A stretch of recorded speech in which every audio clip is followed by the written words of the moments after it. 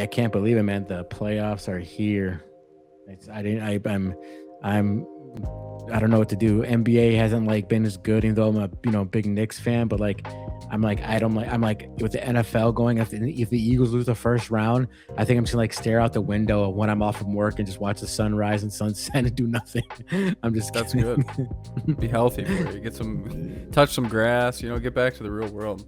I need to actually stop looking at screens. I feel like I'm getting like a massive hump of back of my neck because I'm looking at phones. I have working at laptops everywhere. I need to stop looking at screens. I'm getting that blue. I need blue. Those blue-eyed glass. What do you call for blue screens or something like that? What's a power finder from Dragon Ball Z or what are those called? Yeah, scanner thing. All right, guys. The regular season is over. Yeah, Adam, regular season's over. Both our teams got in the playoffs. One of our teams, was a for sure thing. One of our teams, your team, limping in the playoffs. So we'll see. Great game. It's going to be the oldest rivalry in the NFL. They're there. We'll get about your opinion about that. But let's talk about the regular season a bit and the playoffs. Are you surprised by any of these teams who got in? Are you surprised, is anybody I know this playoffs are set in stone pretty much by week 17, but towards the end there, are you surprised by any playoff teams or the seeding? I'm always surprised by the NFC South where there isn't a team over 500 getting into the playoffs. And I think NFC North, everybody was over 500. Yeah, I think it's just kind of crazy. It's been a crazy year.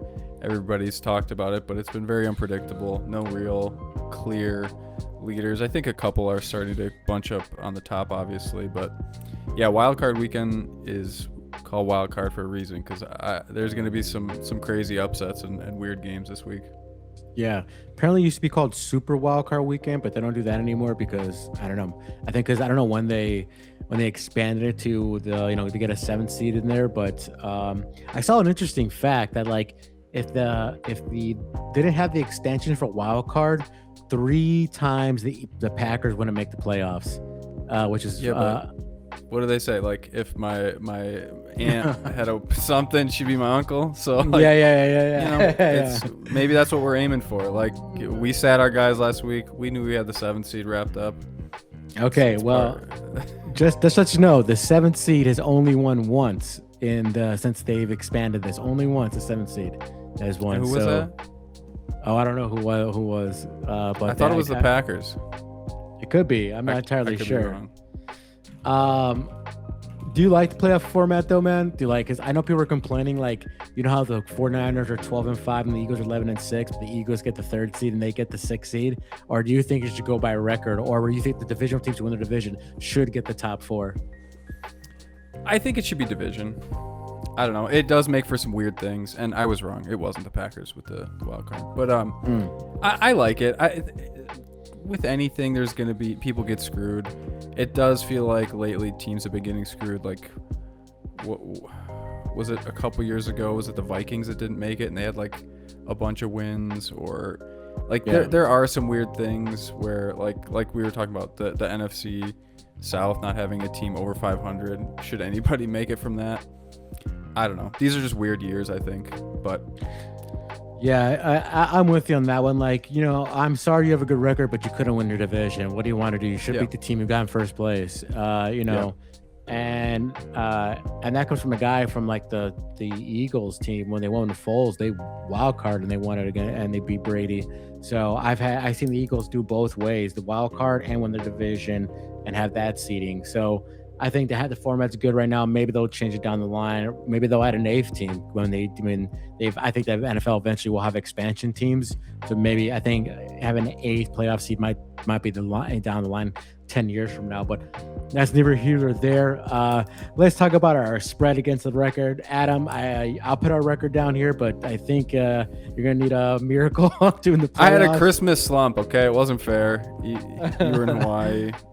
I haven't done this percentage, but I don't know if I'm above 55%. Above 55% is professional gambling thing. I was above 55% last year, so if I could get it over 2 years in a row, I think that's pretty good. But I'll have to do the math for that, and I'll put it down here for everybody to see.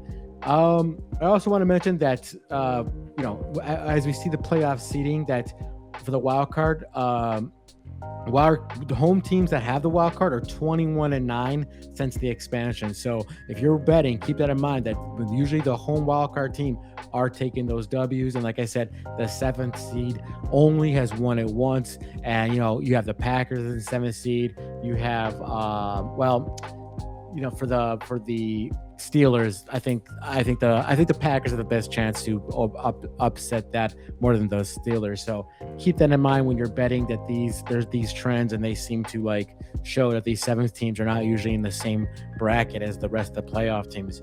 But with that, guys, like and subscribe. I should have said before we started, like and subscribe. It goes a long way. We both finished over 500 in our games against the spread for the regular season. Like I said, I got to do the math, but I think I might be over 55%, and that's professional betting territory. And like I said, I did over 55% last year. You guys could check that out. I also want to take a I was gonna say, if you turn pro, are you still gonna do the podcast? Do you get like drafted or what? Yeah, so I can get one of the sponsors, then we can make some real money. Get some patches on that shirt. Yeah. Hey, well, yeah. I don't know. The way betting is hurt killing people or like ruining families and lives. I don't know if I want to go that route. I don't know. The sponsorships are fat, dude. I don't care if a couple people we lose a couple on the way. Joke, guys, joke. Okay, but no. I hear you, man.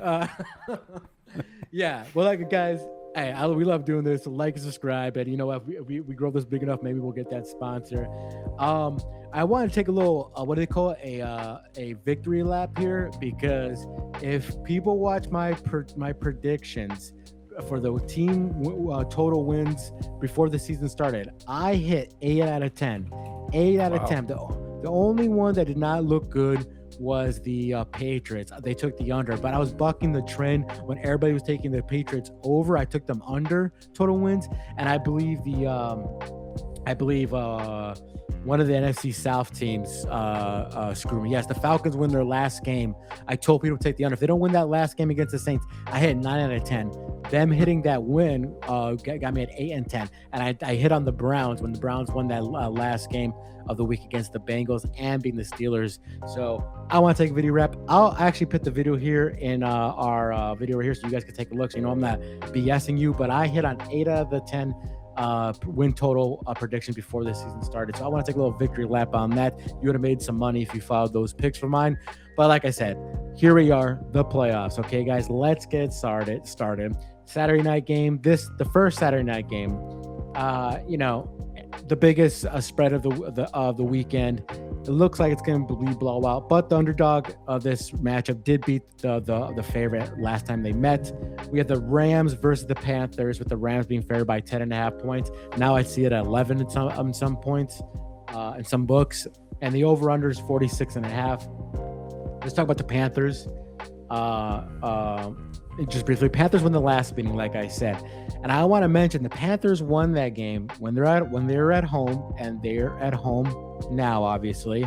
But I also want to mention that in that game, they didn't have J.C. Horn, their starting corner, their starting safety, or their starting linebacker, and their starting guard, who their starting guard is not arguably, he is a top 10 guard in this league.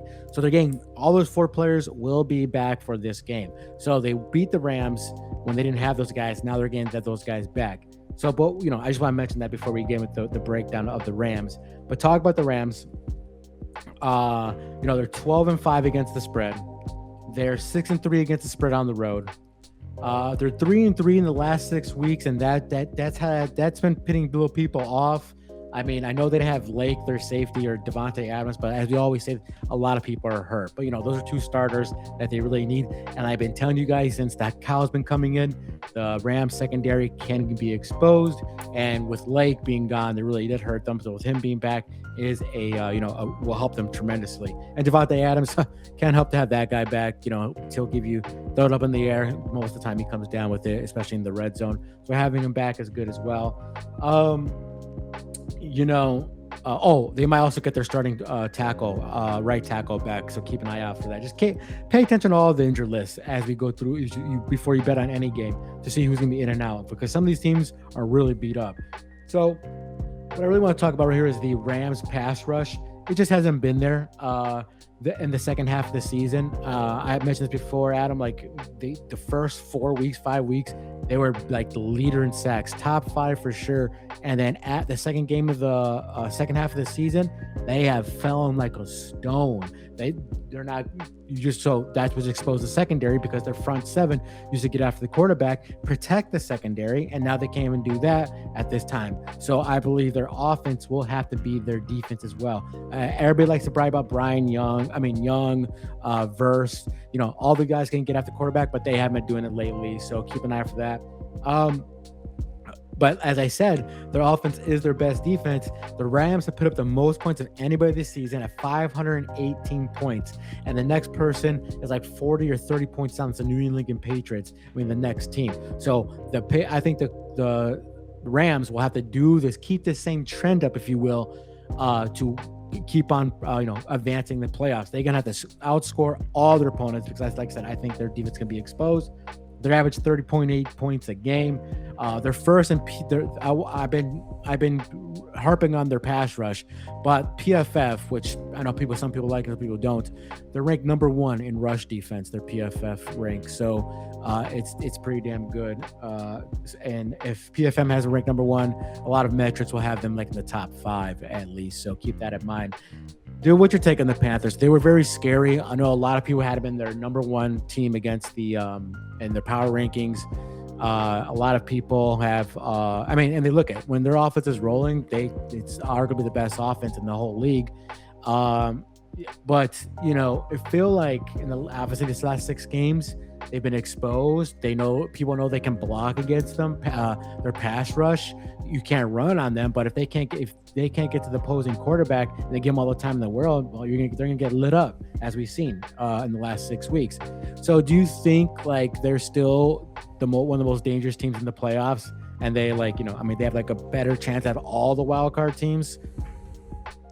I do. The Rams' offense is unreal. I know everybody, including myself, may have overreacted to that Falcons game 2 weeks ago where they didn't look very good. But I don't think Adams was playing. But Stafford's a veteran, and with those wide receivers in that running back room, I just don't know that there's many teams that can hang with them offensively. I know the defense has had some troubles, but especially in a game like this, they're going to put up a lot of points. So Stafford has looked awesome. He's a veteran. I think he's going to have a great playoff run, and I think the NFL wants them to do well too. I will say that.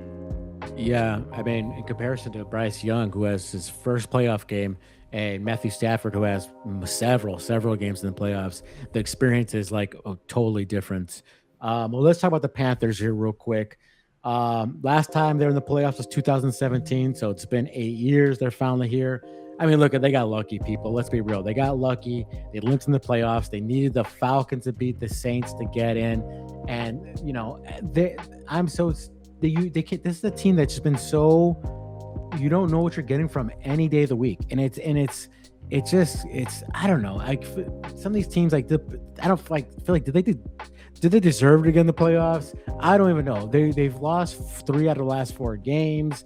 Like I said, they're the running game, which they were very dependable. They haven't run the ball well as well. They have one guy they throw the ball to in their wide receiver, who probably will get maybe rookie of the year. And then I also want to mention that, Bryce Young is like, 50-50 balls. It's like you never know what you get from him. I don't do him wrong. It's a step up from last year. He's doing better every single year. And that's great. And what you call it. But they're just their offense. I can't trust them, man. Who do you like? Do you like anybody? Like there's even this rookie who looks good. And I think he probably would look much better if he had a different quarterback. He probably have better numbers. Do you like him? I don't. Or do you like anything in this offense? Does anything you like to think like, oh yeah, that's really great? McMillan, the rookie wide receiver, is really good, but he's just one guy. And Bryce Young, like you said, is very volatile. You never know what you're going to get. And it is disappointing that the running game has dropped off so much. Like, they pounded the Packers in that game, a lot of weeks ago, and they were doing that to a lot of teams, and that was their identity. I think people kind of figured out that if you sell out and take that away, I would scheme so Bryce Young has to beat me, which he's not going to. Yeah, and I also want to mention that they're 10-7 against the spread, and also the running game was their bread and butter. But now you're playing against one of the best, if not the best, rushing defense team. So if you can't run the ball, you make Bryce Young one dimensional in that passing offense. That's their weakest game. I do not trust Bryce Young again. Now, I think Bryce Young, if he gets time and he uses his own legs, I think if he's going to beat the Rams, he himself is going to have to take the ball out of his hands and run for it. So it gives the Rams extra looks. So he can, it just when you have a quarterback who can torch you when they're running, it gives the defense hesitant to they're going to use a spy possibly, and that means less coverage downfield. So that just helps them in general. I'm trying to say. So I think Bryce Young is going to have to go after rushing yards to the point where I think I would take him over his player prop to go over his rushing yards. They ranked 27th in scoring. They only put up 18.3 points a game, so that doesn't bode well for them. They have but they're also looking to get back a lot of their defenders, like I told you, from injuries. Starting safety, so keep an eye on that. Just pay attention to all the injuries. They finished with a minus 69 point differential. That is terrible. And they also ranked 25th in DVOA, if you guys follow that. What I'm trying to get to in general is that there's nothing the Rams do that's really good. I mean, the Panthers, I'm sorry. And there's nothing, if they can't run the ball, which was their only really great thing, this team, as you can tell, has a losing record. They're just a bum humbug. I don't know what else to say about this. How can you trust Bryce Young? He's below average in completion rate percentage and yards per attempt. And the offensive line is 30th in pass block win rate. Now I know they get Hunt back. I told you Hunt's one of the best guards in all of football. That's going to help, but do you trust? If they 30th pass block win rate, one guy is going to solve all of that? Okay, maybe they go from 30th to 25th. Is that even better? I don't know. So, man, this one's tough. It's a lot of points for a home game in a team that has shown some spice, a team that's beat the Rams. They beat the Rams before. Stafford threw a pick six in that game, I believe. So he wasn't himself. And, they have some solid wins against the Panthers, the Dolphins, and the Falcons. There are solid wins as we look now as my cat opens my door. Sorry, folks. I don't know, man. What do you take from this Panthers team? I mean, the spread says a lot, and I don't know. 10.5 or 11 points in a playoff game is huge.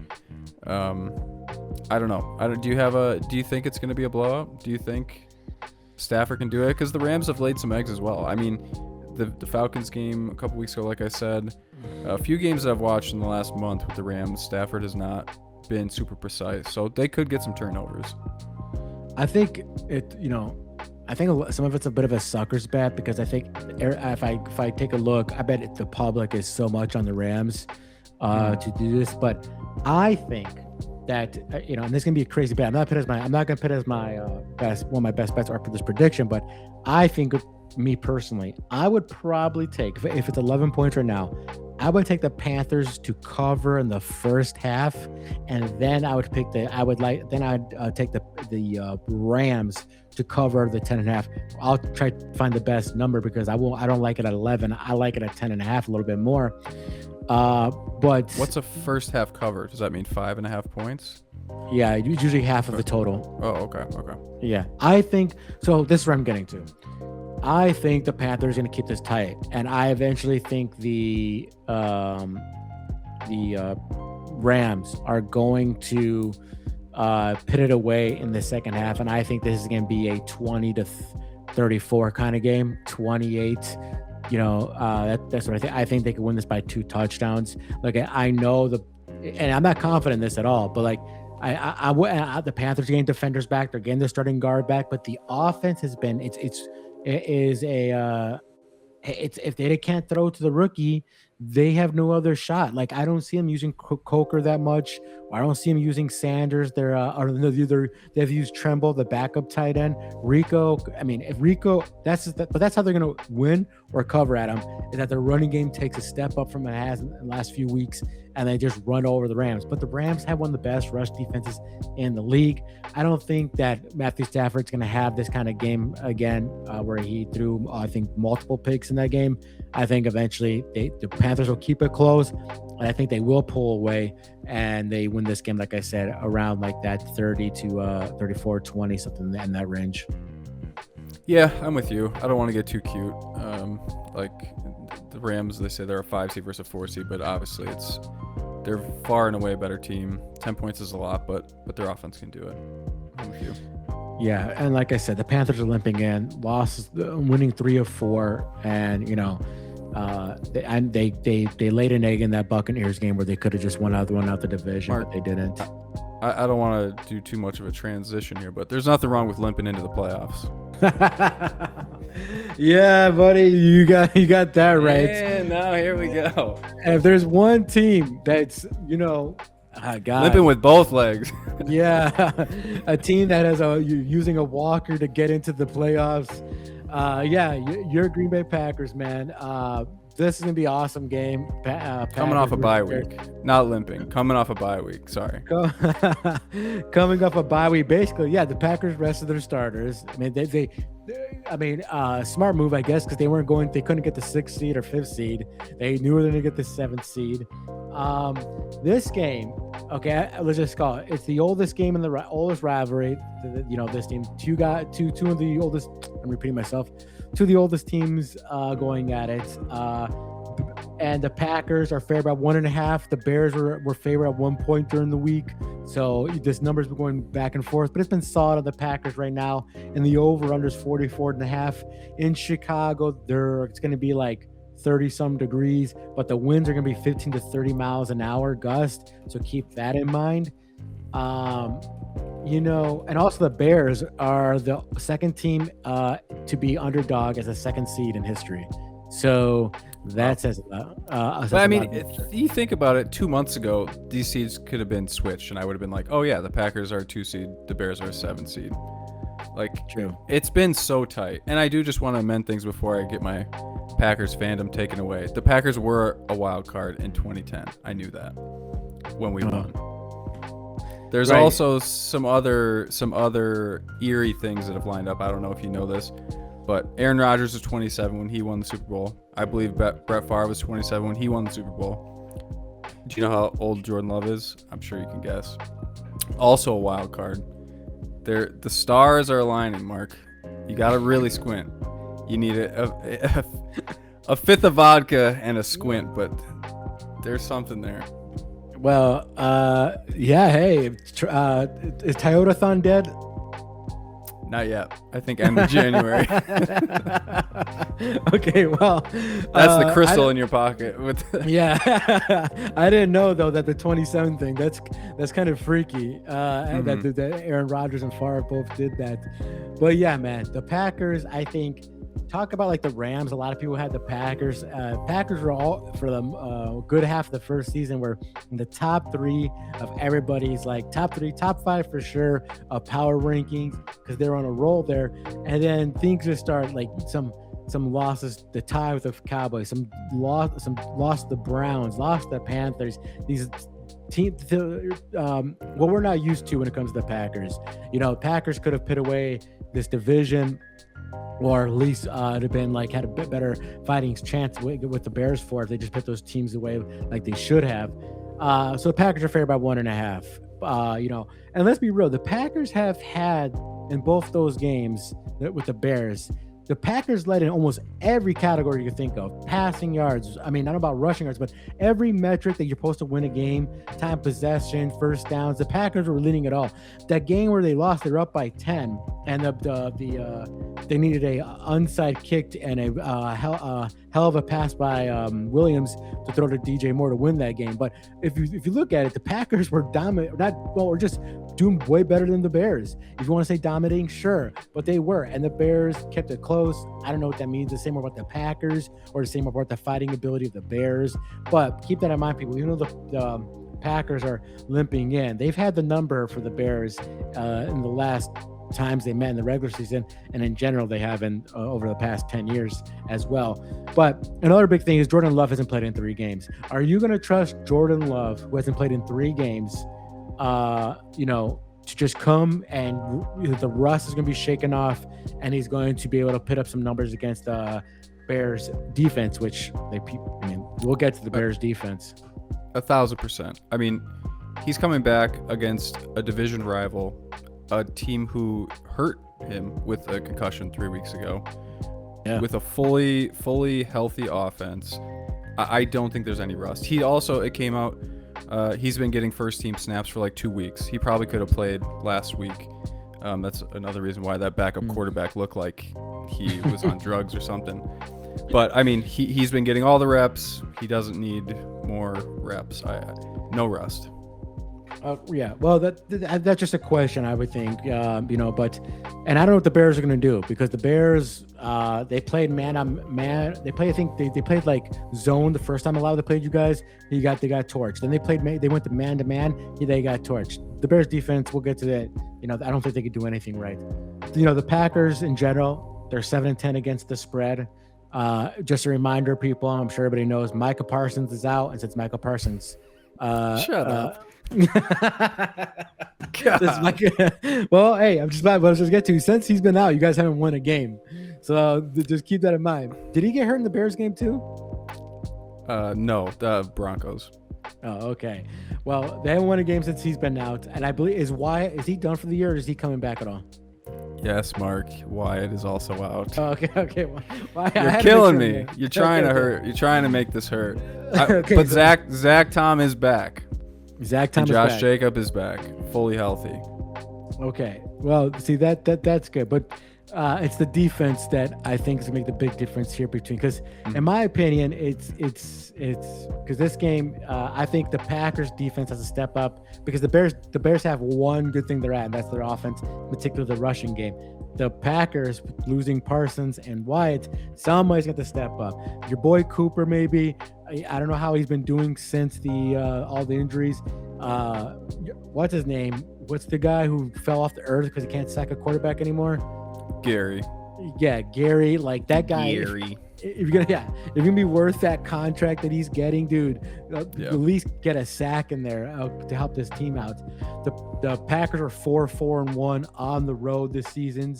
Let me see. The Packers, they're 1-4 in the last 5 games against the spread. They're 11-3 against the spread in their last 14 games against the Bears. As I said, they've always had the Bears number, and 11-3 is ridiculous.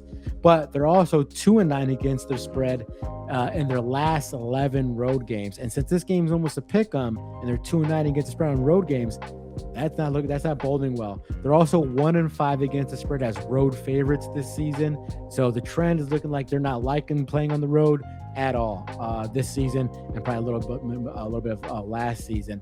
But in the last 6 weeks, also more bad news. In the last 6 weeks, the Packers have a bottom 5 defense, but I think a lot of injuries and taking guys off in the last week didn't really help as well. And they basically didn't play against the Ravens either. I mean, that was an embarrassing showing where they just got shellacked by Derrick Henry. And I do think some of that was matchup and motivation, but I think it was a lot of motivation.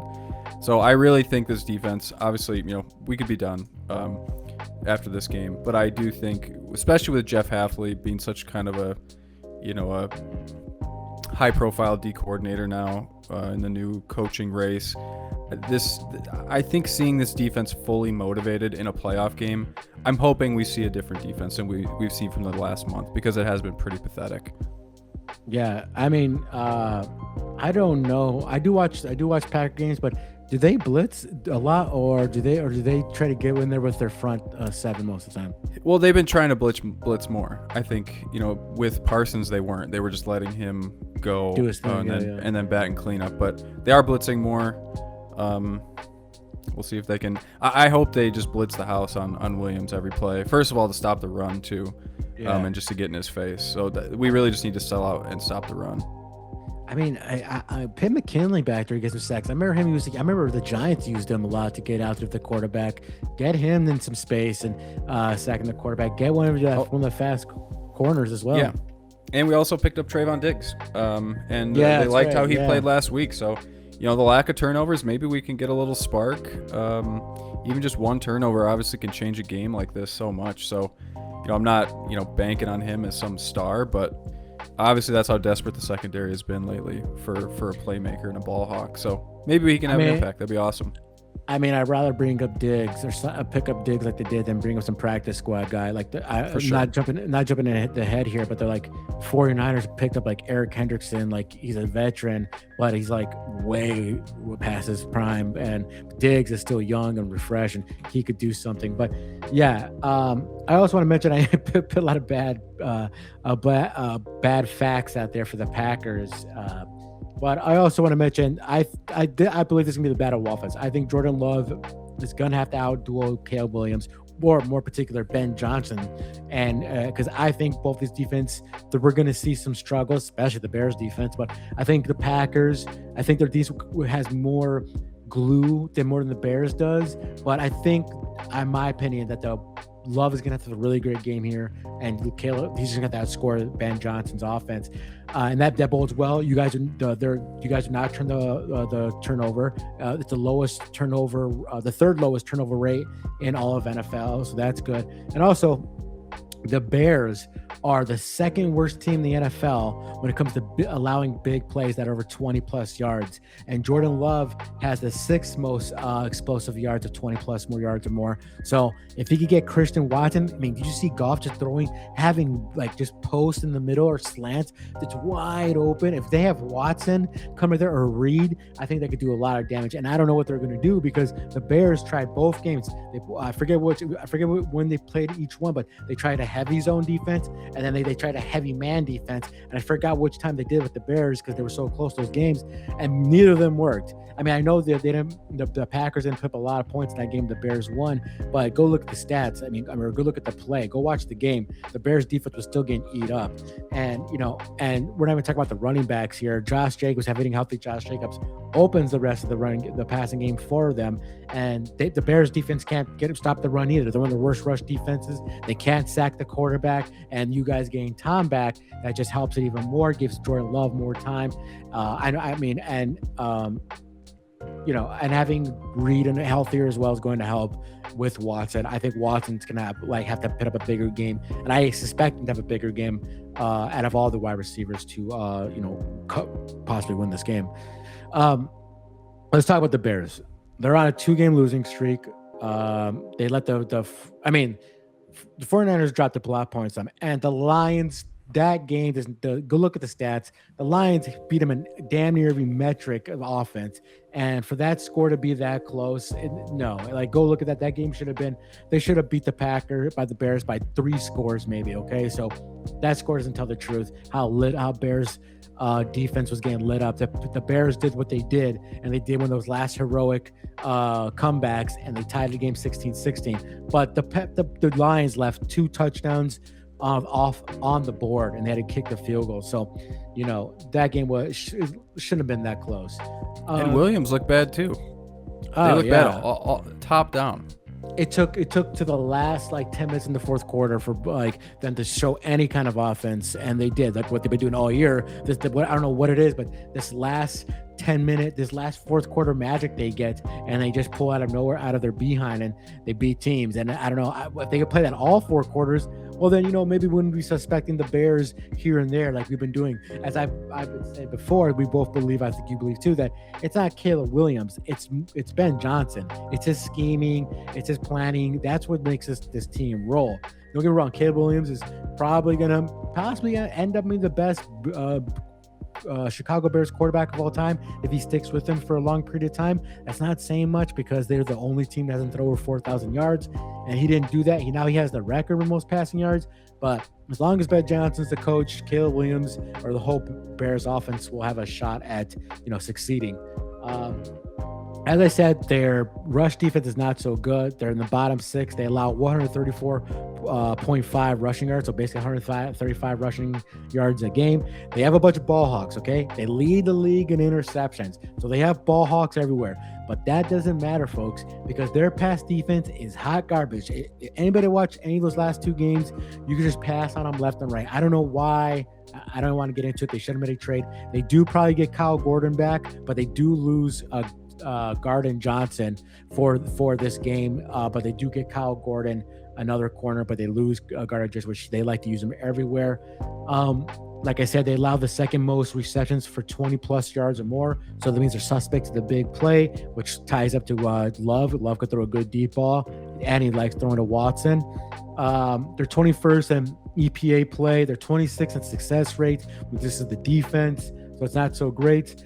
But I know I'm just hammering their defense because somebody has to step on the defense. Okay, somebody has to step up, and if you can't get after Jordan Love, you're gonna give him all that time. They're gonna just tear you up like the rest of the team, the last two teams in Detroit and San Francisco.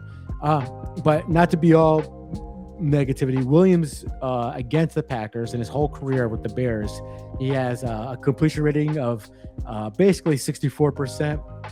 He has 815 yards, 5 touchdowns, only 1 interception, and he's thrown for 125. He's rushed for 125 yards. So when he plays the Packers, he's not turning the ball right. His completion rating at 64% is pretty nice, and he has 5 touchdowns and 1 pick. So he does play especially when he's playing against the Bears. So there's something there. They also I want to mention they're probably going to get their tackle Braxton Jones. He's probably going to play back for the Bears as well. Adam, this is tough. I know maybe it's not tough for you, but like the books are showing 1 and 1.5. Like first the Bears the favorite, the public probably went to the Packers, switched it to 1.5. Then we saw it go to 1, which I probably think was the sharps betting, bringing it 1. But even though what I try to break it down to is the Bears defense does suck. It does. I mean, there's no good about it. I think Jordan Love's going to throw for over 250 yards. I think, give me Jacobs' anytime touchdown as well, and give me Watson over his receiving yards. We know the Bears defense sucks. The Bears been doing this thing, bend, don't break, fourth quarter magic. Williams using his legs. He really does step in the fourth quarter. If you look at his metrics in the fourth quarter, especially when in what's it called? There's where like it's like where the plays matter the most. I forget what the metric is, but he does pretty well in that. EPA. Could be. No? I saw one earlier and I didn't write it down. But what I'm trying to get to is I think I like the over in this game, but so that's why I think this team's going to, I think the Packers are going to have to outscore the Bears. But like I said, the Packers have in all the yardage, time possession, they outbeat the Bears, but the Bears are always there in the end against the Packers. So it's not like the Packers are always putting these good numbers on them, but for some reason, they're always tight this game. I believe this is going to be the closest game of the week of the wild card game. And do you trust a inexperienced Caleb Williams or do you trust a Jordan Love being absent for 3 games? And Ben Johnson versus I don't know.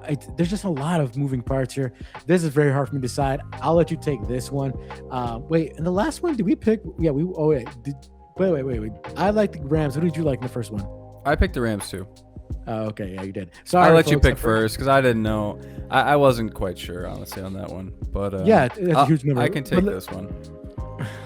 Yeah, I just want to say I do think these teams are almost similar in their matchups. Obviously, the offenses are their strengths. The Bears' offense has been better lately. Colson Loveland has taken a big step forward. They're getting Roma Dunze back, so I do see a world where the Bears do just put up points. And if they can put up points with the Packers, then also get the lucky turnovers that they've been getting all year, it could be bad for the Packers.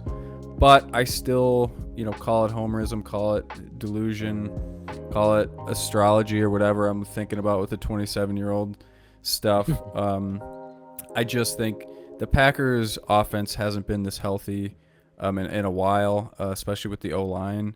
getting Tom back. I just think we can put up enough points to cover this one and take it home. But it's going to be a very hostile environment in Chicago. That game 2 weeks ago was loud as hell, and the Packers are going to need to come in that first quarter and not lose composure, have any big mistakes to start behind.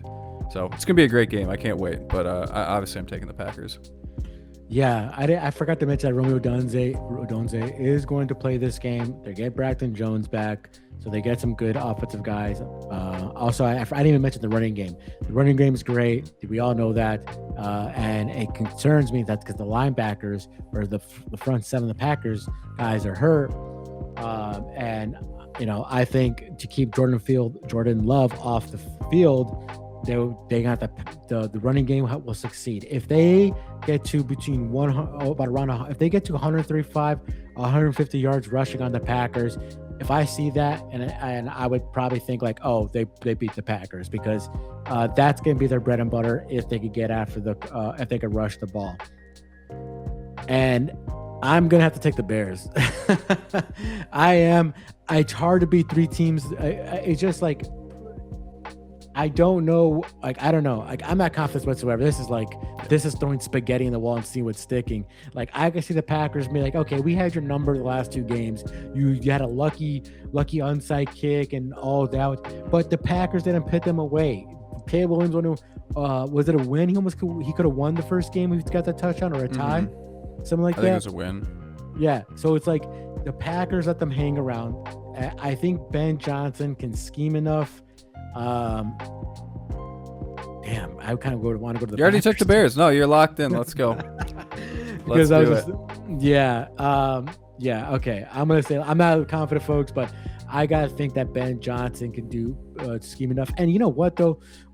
Briefly before we get to the next game, if Matt LaFleur loses, no, he's not going anywhere. Okay. We have your fellow Packer fans, our friend group. Would you take Harbaugh over Matt LaFleur? I don't think so. That's a tough one. Harbaugh's a great coach. I think LaFleur is like a top 10 coach. He's a play caller. He's a good offensive schemer. He's tied to Jordan Love. There's just a lot of reasons why I don't think he's leaving. Yeah, I don't think it's too, because I think you got to give him a pass with the defensive injuries a little bit, and I don't know. And drop off in O-line this year too. Yeah, I mean, I think he's gonna be there next year. Your coordinators, that's something else to be said. But all right, give Adam the Packers, and reluctantly, I'm throwing crap on the wall here, folks. I'm taking the Bears plus the 1.5. Hey, maybe the Packers win 24-23 and the Bears cover, and I get a lucky. I get a lucky one, because that's how close those games been. All right, but let's go on to the Sunday games. The Saturday games, especially the millions. I think probably over 10 million people are going to watch that Packer and Bears game. It's going to be really fun. But let's get to the Sunday games. A game that I'm really going to be forward to watch. I'm going to watch all these games, but this one in particular, excuse me, the damn Gatorade. We got the Bills versus the Jaguars.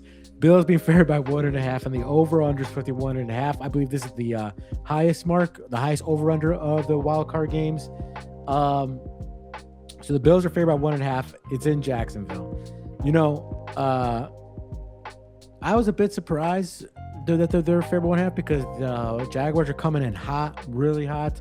And if you believe in that kind of thing, you're surprised. But I think maybe there might be a Josh Allen effect there. I was thinking that the Jaguars have been favored by 3.5. And I know that kind of sounds crazy, but the Bills, they have a lot of chink in their armor. But let's get to it. The Bills, they're coming off winning 5 of the 6 games. Obviously they have arguably the best quarterback in the league. I know you're not the best. The best quarterback in the league doesn't have to win MVP all the time. He's probably not going to win MVP. But Josh Allen, he won it last year. Guys, damn near 5. He's always in the top 3, top 5. So they have that. Okay. They have the number 1 rushing attack in the NFL. Cook has the rushing title. They haven't done that in a long time, and they're in Buffalo, but they did it great. But as I've been ringing the bell um, since I don't know, since before the trade deadline, why didn't you get any passing weapons? Why? The opposing team that you're playing, Buffalo, the Jacksonville Jaguars, they were smart. They made a trade to get Jacoby Myers. And since Jacoby Myers have gone there, it has been game busters for them. It has changed over their team that they have a really great a reliable pass catcher. It's opened up everything for Parker Washington, the Thomas, or the rookie they had from last year, whatever it is, Brendan Strange, the running back, the tight end, Travis Etienne, the running back. It's opened everything to get Jacoby Myers, and that just added another tool to Cohen's great offensive play calling. So I don't know why the Bills didn't make a trade. They should have done something. You're telling me you couldn't get Jacoby Myers you couldn't make that trade? You're telling me you couldn't get, I don't know, anybody who's half decent, better than what you have there? Because nobody's scared your wide receivers, okay? Cook is not going to do it for us. He's not going to come back there and turn back the clock how good he was 7 years ago, okay? And nobody's afraid of the rest of the guys. Coleman, Kazir, nobody's afraid of those guys. You have Knox and Kincaid. That's all you got. Mostly Kincaid and your running game. But terrible passing offense, great rushing attack. Also, I want to mention they are playing against, I told you PFF has the Rams the best rush defense. Other metrics have the Jaguars as the best rushing defense. So their top 2, top 3, whatever metric you like to follow, Jaguars is one of the best of pass and stopping the run, I should say. So Bills, you're the best run team. You're playing against one of the best rush defenses, so that's going to be a great matchup to watch. They're not so the Bills are good at defending the pass. That's one thing they have going for them. Like I said, running the ball, and they defend the passer defense. But their rush defense is god awful. I don't know why they can't defend the run at all. They have allowed 150 yards on the ground 7 times this year. That's ridiculous. Okay, that means like you're the goddamn popcorn vendor guy could get 50 yards on you. Okay, the Bills, they are a little beat up, and a little more beat up than you don't like. They're gonna have no Jordan Phillips, no Maxwell Harrison, cornerback, linebacker, and their kicker Matt Prater. He's questionable in this game. And I say that it could be a big thing because Matt Prater, he's used to kicking in Buffalo weather, harsh conditions. Well, it's not going to be in Buffalo. I should take that back. Sorry. But Matt Prater, what I'm trying to get to is that he is reliable out of all like the backup kickers there because the original starter, he's not walking through that room, Bass. So he's hurt. He's done for the year. So Matt Prater, he's questionable. And if they have to go grab some guy, who you grab from that heap, that's reliable. So keep an eye out for that. The Bills are 7-7 in the playoffs under Sean McDermott, their head coach. 5 of those losses coming on the road. So when Buffalo travels, their head coach has lost 5. So he's only won 2 games on the road. Oh no, I take that back. They're 7-7 when he's the head coach, and he's lost 5 of those 7 games when he's on the road. So sorry, I got that mixed up a little bit. I'm confusing my own self. But what I'm trying to get to is that it looks like they don't like to travel, and they're going from the East Coast, away from the north to the south on the East Coast. Bills' pass defense is really great. They're only allowing 157 yards per game. So Adam, I'm ranting. I am going over my words here. The Bills are more reliable than the Panthers, but I think the only thing consistent about the Bills' offense is Allen and Cook. And do you think Allen and Cook can do enough to make a playoff run? Because there's no more you can't have excuses. Mahomes is not in the playoffs. Bengals are not in the playoffs either. Okay, the 2 teams that who are always giving the Bills trouble, they're gone, especially the Kansas City Chiefs. So can the Bills? Do you think that the Bills, with this limited offense, can win this game and do anything more possibly? I mean, weirdly, I think it comes down to their defense, how much they can step up. Because for this game, Josh Allen, James Cook, they can go off. Everybody knows that he's an MVP. He can win a game by himself. But can he do it 3 times in a row, 4 times in a row? No, I don't think so. So I don't like the Bills. I haven't liked them all year. Obviously, I know how good Josh Allen is, but I don't like the offense.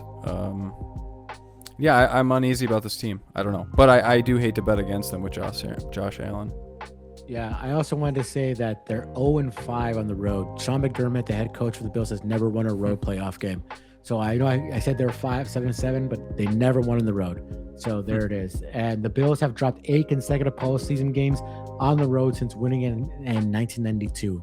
So it's taken that long to win a one road playoff game, 1992. So that's pretty outstanding. They're also 8-9 against the spread. As we this is the podcast we pick against the spread. So keep that in mind. Let's talk about the Jaguars here. They're on an 8-game winning streak. They're firing in all cylinders. Liam Coleman turned this team around, in my opinion. I mean, I like him as coach of the year. I know there's a lot of candidates, but I like him as coach of the year. The Jaguars were a terrible run franchise before he got there. They beat 5 playoff teams, by the way. So they've beaten 5 playoff teams, and their great record. They're 12-5 against the spread. So they have the proof is in the pudding. They have that they could keep up the playoff teams. They're great against the spread, and they're on a heater right now. They have the number 1 rush defense, according to some other metrics, in the league. So keep that in mind. They're playing against the number 1 rush offense. During this 8-game winning streak, they have averaged 33.6 points a game. They have beating those teams in that 8-game winning streak by a 19.1 margin. So they're on this winning streak. They're beating teams by almost 20 points, a game. So they are rolling like nobody's business. Travis Etienne, career year. The offense, Trevor Lawrence has revitalized his career. Liam Coleman, their defense, I would like them to see him get after the quarterback a little bit more. Their secondary can be exposed, but as I said, who's going to expose him on this Bills offense? Kincaid? Okay, maybe, but I don't really trust me. I think that's going to be a lot of Allen pulling a lot of miracles out of his butt for this game for them to win. Don't forget, they put 34 points on the Broncos defense. That was 3 to 4 weeks ago, and they dropped a hammer on them.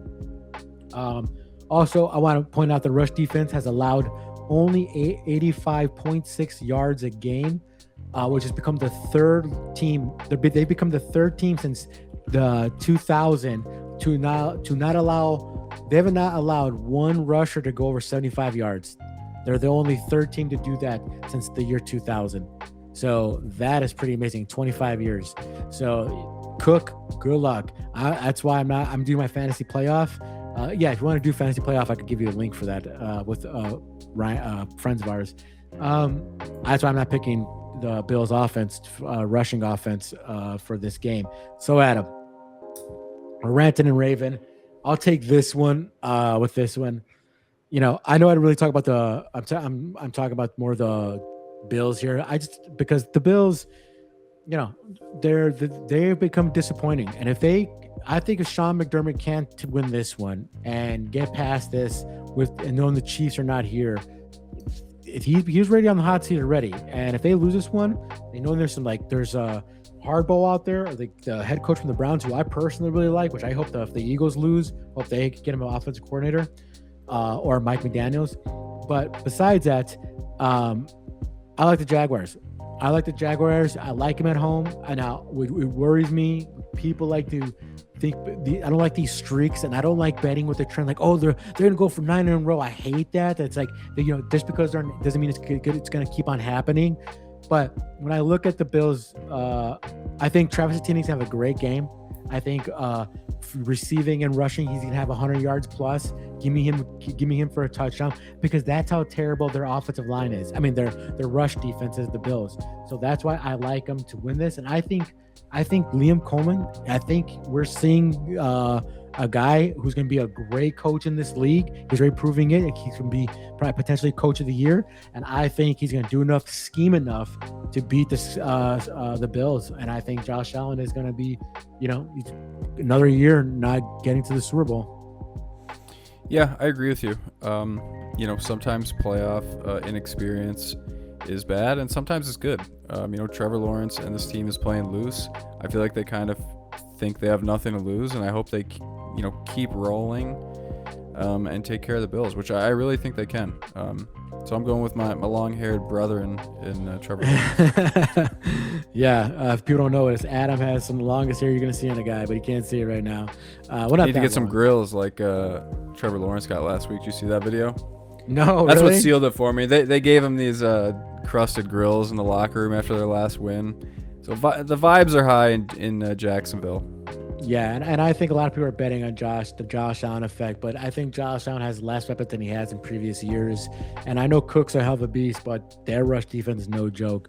So with that, give us both the Jaguars, and I also want to point out that the Jaguars are coming in relatively really healthy in this game. So they look good in general. So give us the Jags. So now let's go and talk about the reigning Super Bowl champions, my Philadelphia Eagles, against the lonely Brock Purdy, Poindexter 49ers. Eagles being Mr. Irrelevant. Yeah, one of the best Mr. Irrelevant, to be honest with you. Maybe the best eventually. For sure. Yeah. Now, the Eagles, when I wrote this at 4.5, I believe you can still get it at 4.5 in FanDuel, but Adam is now moved in 5 to 5.5 in some books. So that is very surprising. That is kind of creepy, but I got this on FanDuel at 4.5 this morning, so that's where I'm going with over under 44.5. Okay, let's talk about the 49ers. Kind of a team I don't like because when we did a number on them and when we played them last week. We played them a few years ago. I'm sorry. I got a text message I was reading. We heard them in the playoff game. And people are like, "Oh, Brock Purdy didn't get hurt." Well, we did hurt him. We hurt him in a game. That's NFL, folks. We sacked him and we hurt Brock Purdy those years ago. And you put in that bum backup quarterback. I'm surprised you didn't. I'm so sorry you didn't have a better quarterback getting Brock Purdy. Oh, but guess what? Since that playoff game, the 49ers been having good backups. And then now they're like, "Oh yeah, maybe we should have done that when we played the Eagles in the playoffs." So Mac Jones, their backup. But besides that, when it comes to 49ers, wait, Jesus, their offense is rolling, and that when they're on that 6-game winning streak, I believe it was, they were averaging 35 points a game. They were just rolling teams. Now, the best defense they played from that team was the Browns, and they put 26 on them, and the rest of those teams' defenses were not good, but. So before they lost the Seahawks, which they're coming off a loss to the Seahawks, which that game should not have been 13-3. Seahawks should have won that game. Should have at least had more than 20 points in that game. They were rolling 35 points a game. You know, their offense is they got Jennings looks good. That's great. That's great for them. McCarthy has another healthy season. That's good. But do you trust a lot of their weapons? Kittle coming in hurt this game. He's probably going to play because that guy's a beast. Trent Williams, I don't know. It looks like he's there. I don't know. I've been watching the 49ers beat reporters and YouTubers who follow them. They're not really. They don't know if Trent Williams is going to play this game. They for sure think it is a coin flip, and that is a big loss because he's one of the best left tackles in the game. So, and Parcell. That guy's always hurt, so he might not play this game either. So they are limping into this game, hurt offensively, and don't even get me started on the defense, folks. I'm skipping my notes here. Defensively, they have the least sacks of any NFL team in the league. They only have 20 sacks this season. Okay, that's like maybe a sack a game. Maybe it's 1.1, 1.2 sack a game. Bryce Huff leads their team with 4 sacks. An ex-Eagle, by the way. We kicked them off, but we got a draft pick. Haha. He leads them with 4 sacks. The Fred Warner, arguably the best middle linebacker in the league. He's been out for years, and if they win this game, he'll maybe come back. The guy who's backing him up, you guys played your starters last week. He's out for the year now. Okay, they got Eric Kendrickson, who's God knows how old the guy is. He's been in the practice squad. He hasn't played all year. He will be starting for them. Their secondary, I believe they have 2 rookies on each side starting. So there's that. They can't get after the quarterback, and that helps a lot from a team offense that's dysfunctional as the Eagles are. So that means like, oh, okay, they can't get over this. More Hurts from one of the best deep ball passers in the league in Jalen Hurts. But that also means because the rush defense is bottom 3 in some metrics. It's the worst pass rush defense in the league. There's some metrics in the bottom 3 of every category. And hey, that'd be a great game for Barkley. Let's just give him the 25 rushes in the game. Get Ting Bigsby, let Jalen Hurts run on because they can't guard the run at all. What I'm saying is this defense is trash. It is awful for them. You saw the Bears game, right? It was touchdown, touchdown, touchdown, touchdown. That's all it was. So that's where I'm getting to. I'm getting a bit of a rant. Let me get back to my thing. They lost their linebacker for the year. I said Kendricks is playing. Check the injury list for this team and check it before the game starts if you're going to bet on it, because they have their injury list is like a rap sheet for a fucking serial killer. It is so long. It is like it's like, what are you going to do here? So there's that. Let me do a little positivity here. They're 6-1 against the spread in their last 7 games of the covering spreads, and they're 4-1 against the spread in their last 5 road games. So they're at least covering games, if you will. And like I said, they're on a 6-game winning streak before they lost that game to Seattle. But like I said, they possibly have the worst defense in all the playoffs, by the way. I would say I would argue they have the worst defense in all playoffs. They only have 6 interceptions. I guess 6 interceptions. I mentioned they only had 20 sacks. They're 10-6-1 against the spread in general, so that's good. Another one I wanted to mention. I'm all over the field here, but I'm giving it to you guys all. Kyle Shanahan, when he's trailing by 7 points or more by halftime, is 1 win and 29 losses. Wow. And if they have a 7-point deficit in the fourth quarter, he's 0-38. I mean, he is kind of the running guru, right? So if he can't get ahead and run, maybe he can't win. But that's crazy. That's the knock on him. I think eventually Kyle Shanahan's the guy is a wizard calling offensive plays, and the guy is a quarterback wizard too. He gets these guys and he makes them function. Look at Mac Jones. Nobody wanted him. He comes to the 49ers. They do something, just whatever. And look at Mac Jones is now gonna, after his contract's up with the 49ers, he'll probably get another shot at a starting job. He doesn't, but the man can't close games. If the man can't get a lead, his scheming, his way he calls plays, the way he just does everything, he just can't get away from it. So if you see the Eagles by 7 points up by halftime, you might as well call it in. You might as well, because the history will tell you, unless the Eagles do a full collapse, and we'll get there about the Eagles, which they have. I think they will, which they have. But I'll get back why I don't think this year's the year that to do that. Yeah. I don't know. This guy's one of the arguably him and McVay, the best offensive minds, with Andy Reid probably too. But what is it? That's 1-29, dude, at halftime. That is. I don't know what it is. That's a crazy stat.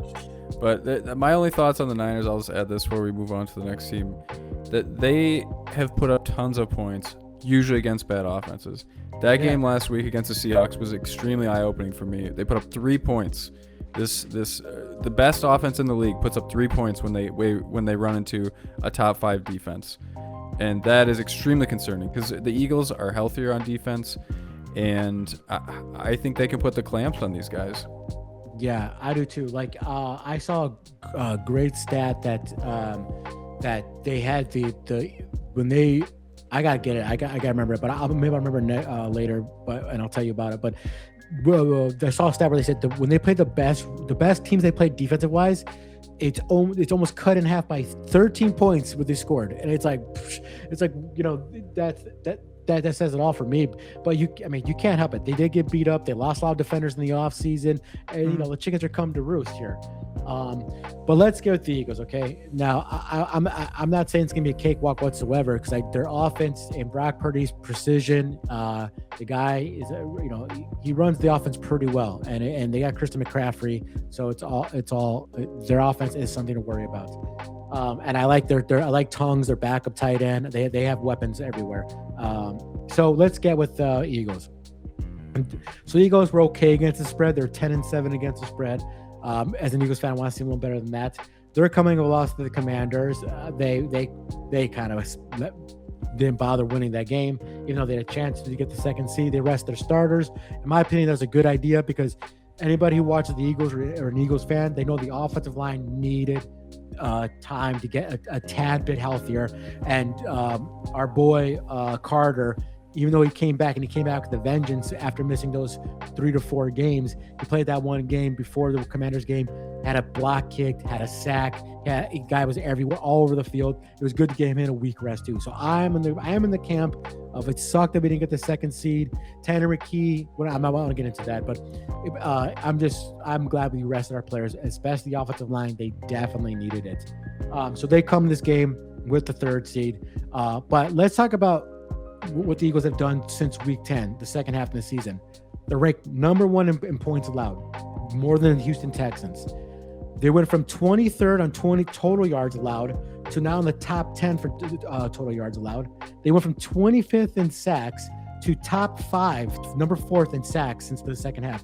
They went from allowing the 26th, they're like one of the top bottom 6 teams and letting teams convert on third down.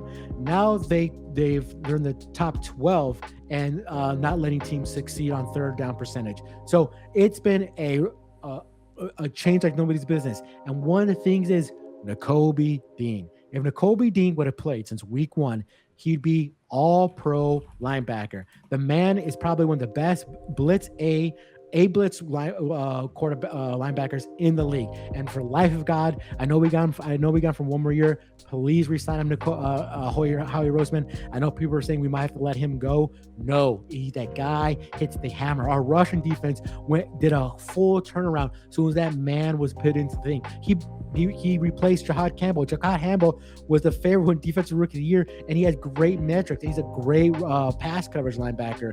Nakobe Dean went one-on-one with Gibbs on a wheel route, 30 yards, kept with him the whole single way. Nakobe Dean's a monster. So besides that, since the second week of the NFL, the Eagles defense has been one of the top defenses in the league. They allow the 9th lowest EPA pure play and the 5th fewest points per game at 19.1, as I said. They've held opponents to the lowest completion percentage in the NFL. The lowest percentage of people. Teams, quarterbacks have only completed 56.5% against them. That's why, because Quinton Mitchell is one of the best, if not arguably the best coverage corner in the league, and the Cooper DeJean is the best nickel coverage corner in the league. So there's that. Oh, sorry, my audio kind of died out for a second. I got through there. So, and they've only allowed 13 touchdowns, passing touchdowns. So they're allowing the lowest completion rating to all the quarterbacks they faced, and they allowed the fewest passing touchdowns in the league. Okay. And I told you guys, teams used to run the ball on the Eagles, but now since Nakobe Dean was replaced, it made a hell of a difference. I also mentioned that, I also want to mention this. This is not to do with the game, but Jalix Hunt, the 3rd rounder that we drafted at a small college. I mean, this guy I never heard of. He came from a junior college and then he transferred to a smaller D1 college. That draft class, we got Mitchell, Cooper DeJean, and Hunt. Hunt has become leads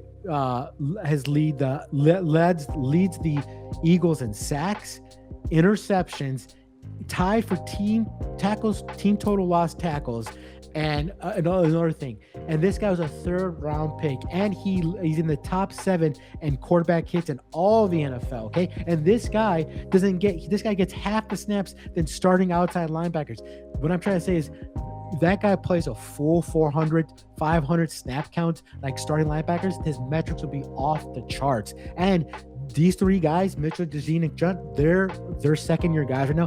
They're going to be on the Eagles for years to come. So get used to it, the rest of the NFL. So Adam, when it comes down to this, the Eagles offense, I'm not talking about that much. We know what it is. It's inconsistent. Patullo, I hate him. He's got awful. I think they're stupid with a team like this, a veteran team, Super Bowl window that's open. You should get a well-proven offensive coordinator.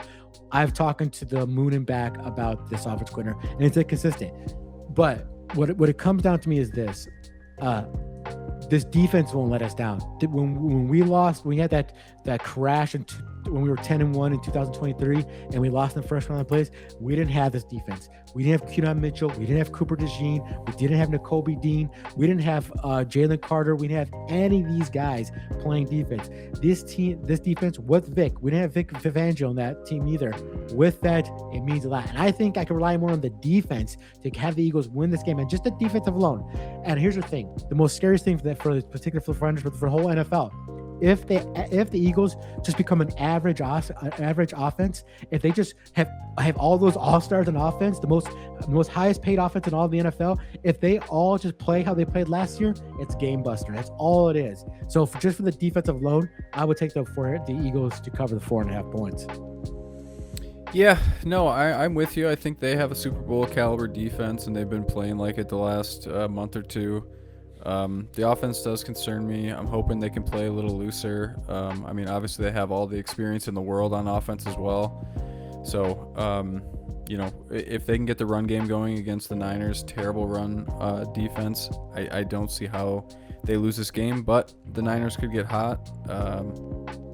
But yeah, no, I'm going with the Eagles. I love the defense. Yeah, I do too. I think in the first half it's going to be tight. I really do. But I think eventually, I don't know. I think this line could get to Brock Purdy, and I think, I don't know. It's gonna be a lot of McCaffrey. I think for them to McCaffrey's gonna have a godlike Jesus game for them to pull this off, and just an upset. And the Eagles at home. Oh yeah, I wanted to mention this. Just another metric I for this. Let me get here. Nick Sirianni is 30-13 on the road as the head coach, 30 wins, 13 losses, and they haven't lost a home playoff game since 2009. And when the Eagles lost that home game, they had I forget his name. It was not a good, but it was a backup quarterback. Starting quarterback got hurt, and we put a backup guy who I can't remember. Usually I remember all the quarterbacks from the thing. So when they play at home to Philadelphia, and Nick Sirianni is just killing it left and right. I don't know why I said they're on the ropes and around the road, but I just want to remember to have that metric. But hey, yes, give me the Eagles. I'm not gonna see it's a big cakewalk, but I can see the Eagles win this game 27-20, something around there. So give us both the Eagles to win this game. Now let's talk about these games. I'm not gonna say these games are we're going to talk about. We could these games I think we could talk about pretty quick here, in my opinion. Let's talk about the Chargers versus the New England Patriots. The Patriots favored by 3.5, and the over-under is 45.5 points. Chargers. I think the Chargers 11-6.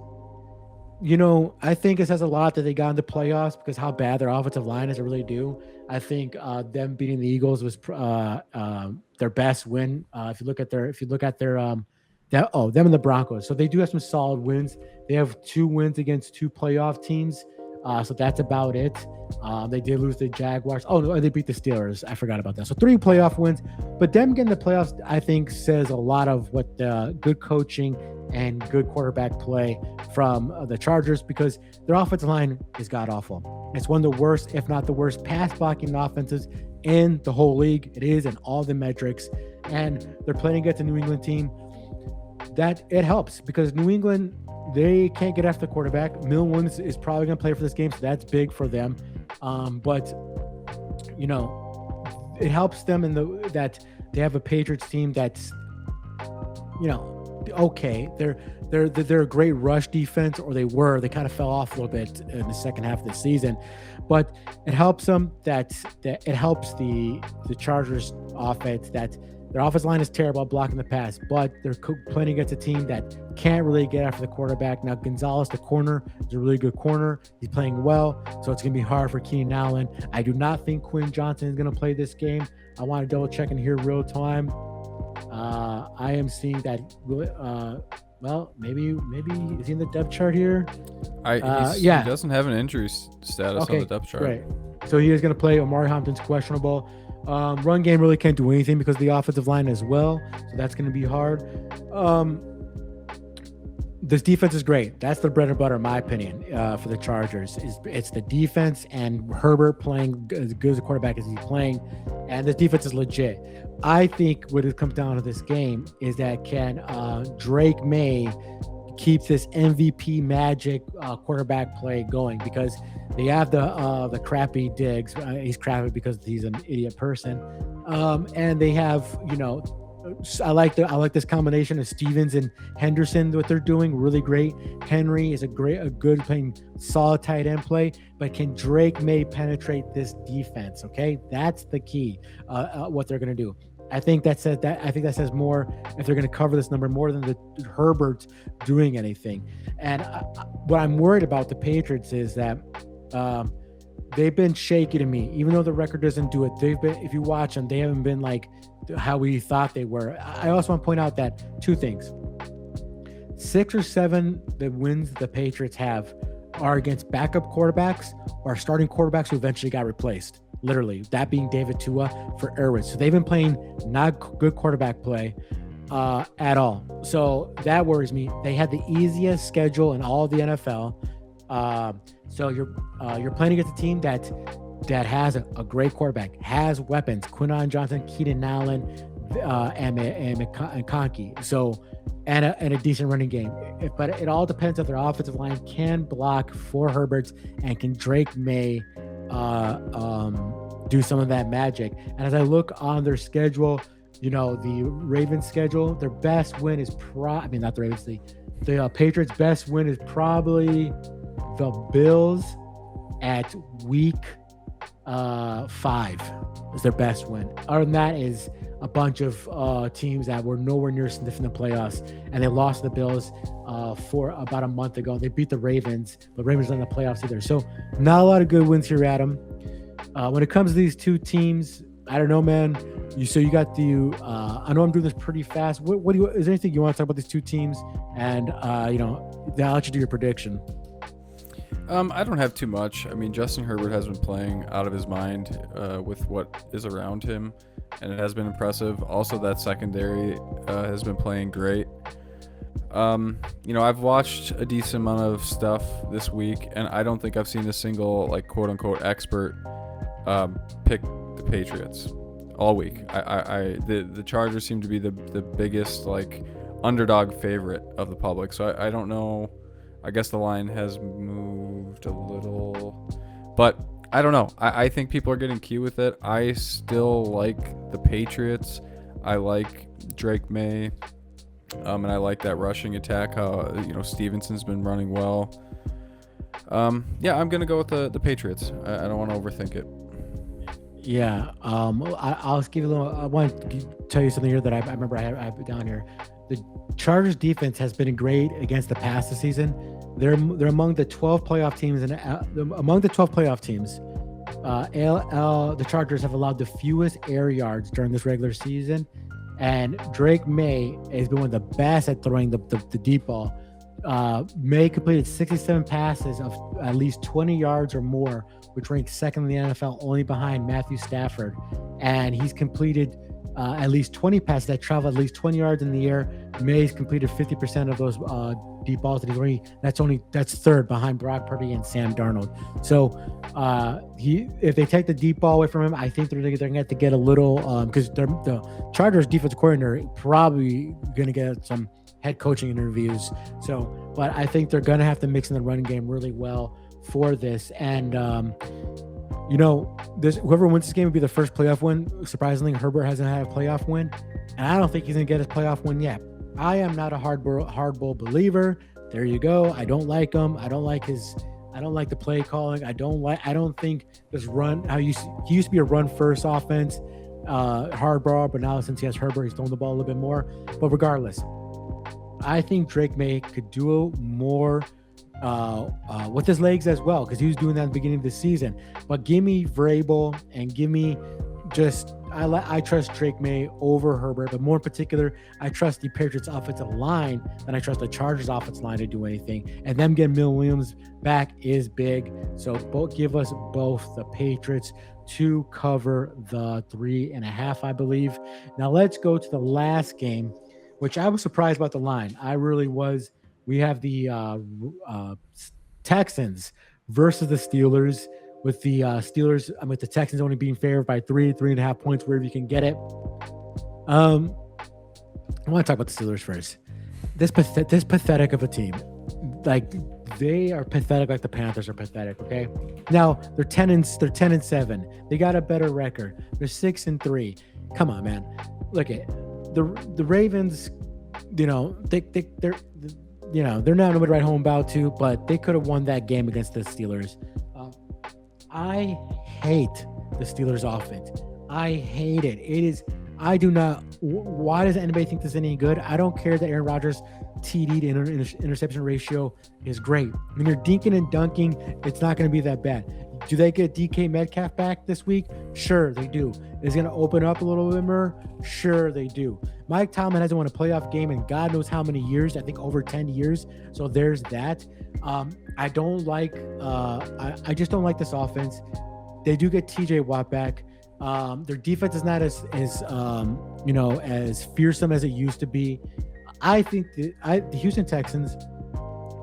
We don't have to talk about their defense. We know it. It is a Super Bowl defense. They will harass you at every level. Those ends will get after you. Those two starting corners, lights out. So DK wants to on the left side, right side, they can cover you. Okay, they can get after the quarterback. They can dodge a run. I hate that the Gainwell and Warren they use them passes. I just hate the scheme. When it comes down to the Texans, is their offense. Okay, and CJ Stroud has to just play turnover free ball. The line has to protect.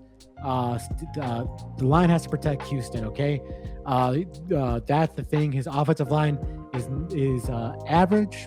Better than average. It's not so bad. He's only been sacked 20. Oh no, it's really good. He's only been sacked 23 times this whole season. So they've been really stepping it up. The running game could be better, but the offense is going to have to step up. Nico Collins, beast. I think he'll light up the Steelers. But let's get Schultz more involved. Let's get Higgins more involved.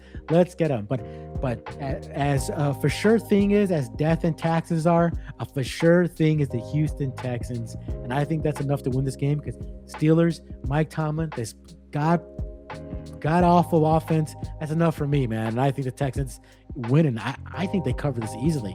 I know the Steelers are good at home. They're 6-3 or something like that, but I am not buying into it. I think they're fool's gold. I don't care that they got to the playoffs. Like AFC North sucks ass anyways. That's my take. What about you? I don't know. I mean, I agree with everything you're saying, but for some reason, I've been wanting to pick the Steelers all week. I don't know why. I think, I don't know. Rodgers looked good last week. I will say that. Yeah, he did. I do think, getting pressure on him has always been an Achilles heel, especially for an older, pocket passer. The running game has been effective. He threw for almost 300 yards last week. They get DK Metcalf back.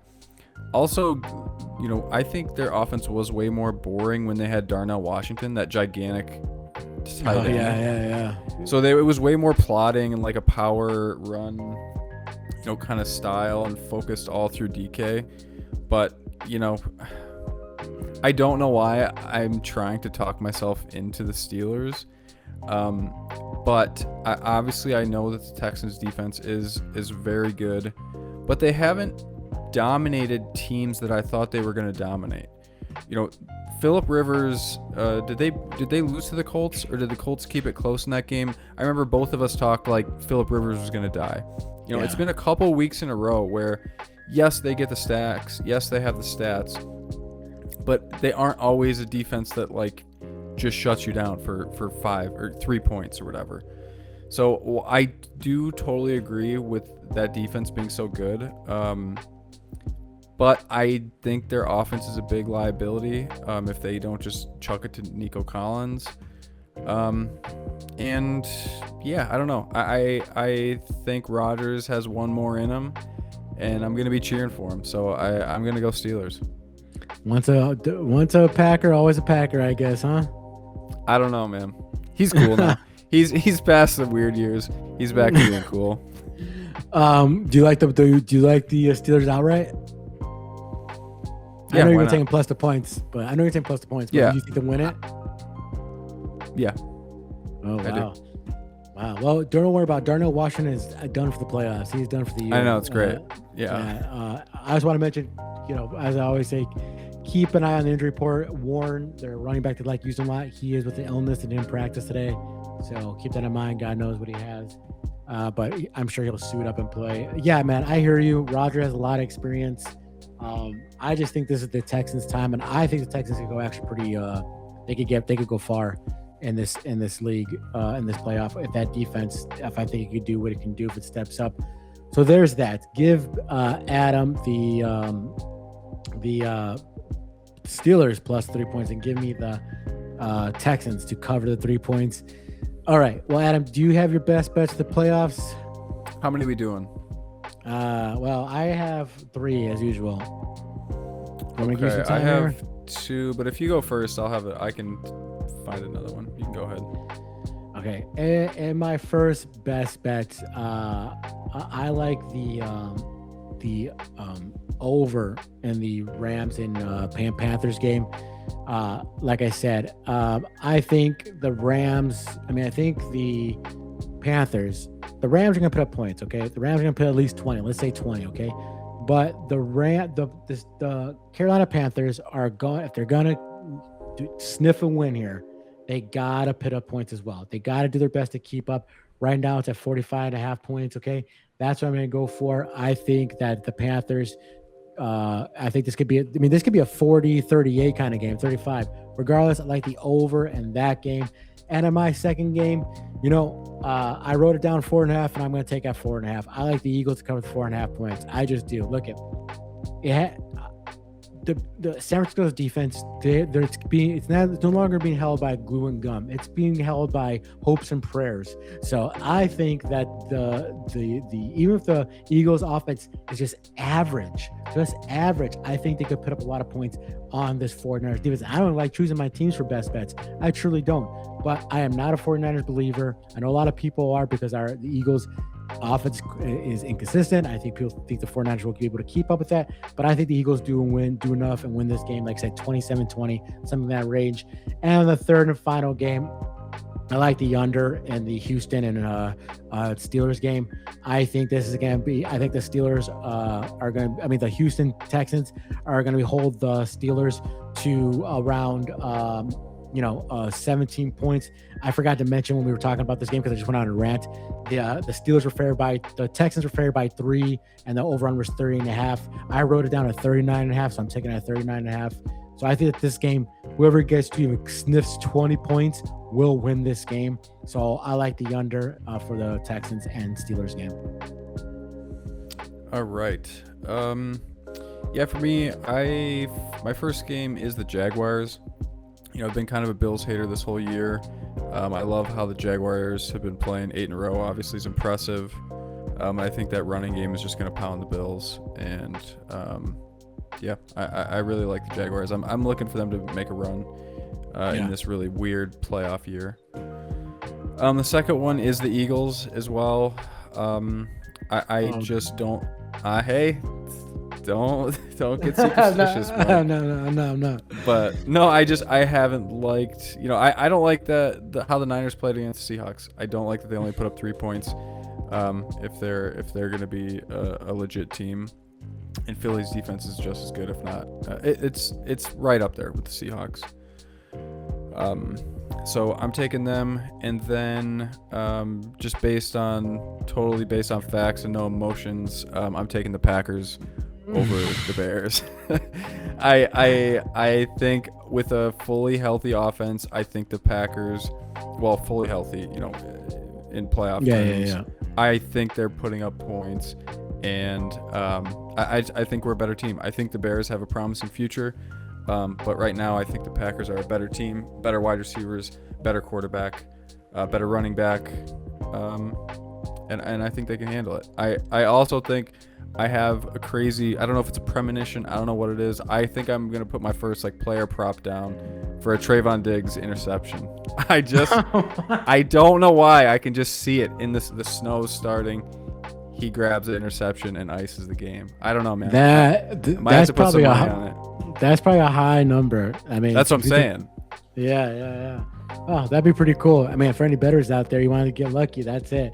You know what I thought about this? Like, if the Bears beat the Packers in the playoffs, one, it's gonna be like a mini Super Bowl for them, and Yeah. two, the city's gonna go nuts.